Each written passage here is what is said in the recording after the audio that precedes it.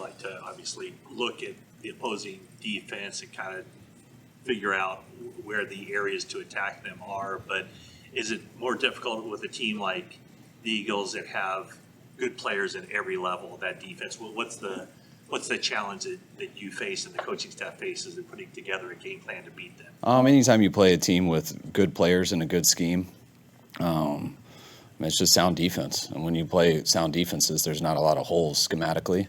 So you try to put guys in position to beat their players, and they got pretty good players too. And on top of it, when you have a real good pass rush with good back end with all 7 of those guys, it just combines for making everything more difficult. And that's usually what you see this time of year. I think that's exactly how our defense is. And they'll come after you. They'll do what's needed to keep you off. But anytime you have a team that doesn't have to do that because they can cover with good players, have 7 guys versus 4 guys, keep people in the help protection, then you have 7 guys versus 3 guys. All that stuff becomes a factor and just allows teams to be more sound, which makes it a lot harder to get big explosives. You said that you didn't really have time to ease Brock into anything just because of the nature of how he first came into the starting role.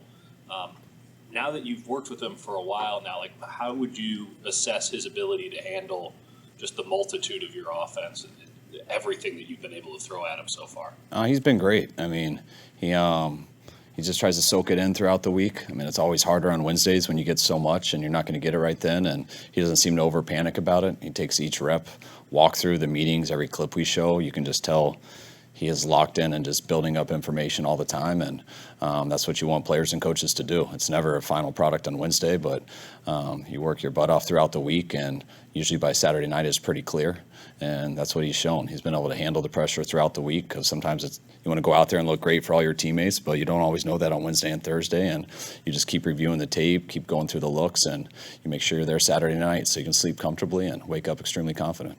When you're watching film, the regular season, how many games do you typically go back, and do you watch more games for a postseason opponent? I mean, I do the same every week. And just game orders and stuff. When you go from play 1 to the last play, I mean, you probably pick like 6 or 7 games, and but then whatever they have on the year are into all of our cut-ups. So, I mean, we watch everything at some time and how it's cut up, whether it's just formationally or personnel-wise. And if we don't have many games, about halfway through the year, we stop using the year before. So we try to get as much tape as we can. I think every team ever talks about the importance of turnovers. You guys are 15-0 when you either win or tie the turnover battle, 0-4 when you don't. How have you been able to be so consistent in that regard? I think we're a good team, and turnovers is the number one thing that helps any team win. So I think when you're a good team, and we've been that way as good as we have with getting turnovers and not turning it over, I think you should expect that. Brock, have you ever in a game seen him frazzled about anything you've ever needed to calm him down, or is he as unflappable as he seems? I mean, he's a human. So, I mean, if he misses something, he's frustrated. But he's not. It's always temporary. I mean, just like I'd like to think we all are. We can all have quick reactions and stuff, but if that clock's ticking, that reaction ends pretty fast. It's by the next play. Sometimes if it's the last play of a series, it lasts a little bit longer, but by the time you go out there, I always feel the same guy. Was there anything behind the scenes that he did that gave you maybe more confidence that all his practice success would translate to the game environment if he ever got a shot, which obviously proved out to be? But I mean, you watch just how people carry themselves, and so you have guesses on how they're going to be and stuff, but no, you never know until they get in those games. There was a lot of hand-wringing about Aaron Banks before this season just because of his rookie year. What level of confidence did you have, and I don't know, where is he as far as, have he surpassed expectations, but hasn't been? He didn't play his rookie year, did he? 5 snaps. You guys don't like those 5 snaps? Yeah. Well, no, there are people like, well, he's a second-round pick, so how come he's not starting? Right. I mean, you guys shouldn't have wrote that. The question is, people are like, something must be wrong with the guy. He's not starting. He's a guard, second-round pick. And so did you share some? No, we had Laken Tomlinson last year, his contract, and again, I think like a $14 million deal from the Jets, and we had a starting right guard in Dan Brunskill, who we played with 3 years in a row, and we thought he was doing pretty good, and we thought we'd give Banks a little bit more time. I think that goes back to the beginning. I answered a question of it's really nice to be in a place that just worries about their best football decision and not, oh my God, they're going to think we had a bad draft pick because you're not playing them right away. Sometimes that ruins people. If someone had got hurt, we would have been pumped to play him right away. Thought we had a pretty good guard, but it's really hard to come in as a first-round pick, second-round pick, and just beat out solid NFL players who've been doing it for a while. And if you don't have to do that, and you get to watch some guys and not get thrown into the fire and struggle for a few games, and maybe everyone could, and you could get your confidence killed, I think that can be a benefit to a lot of people. But not everyone has that luxury, and I'm glad that we had the talent to do that, and I'm very happy I'm in a building that allows us to think that way. Your good draft pick now to you? I think he's doing a good job. Yeah. Well, you stay over a course of a career. I'm not just week in and week out. Did he ascend faster than you thought he would, though, Kyle, just to assimilate to the NFL game? I mean, we thought he had the right mentality, and we know he had the size and stuff.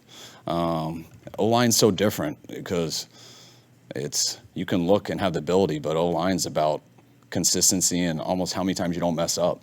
It's cool to have all the highlight tapes and stuff, and if you have a couple bad looks, that might be all over social media and everything, and that might be embarrassing for you, but bad looks are bad looks. It's about how you play over a course of 70 plays, and you never really know that till a guy gets in there. And sometimes they got to get their butts kicked before you even find out if they are a real player, because you are going to get that in this league at every position, especially at O-line versus the D-lineman you go against, and no one's going to notice you really until you get your butt kicked.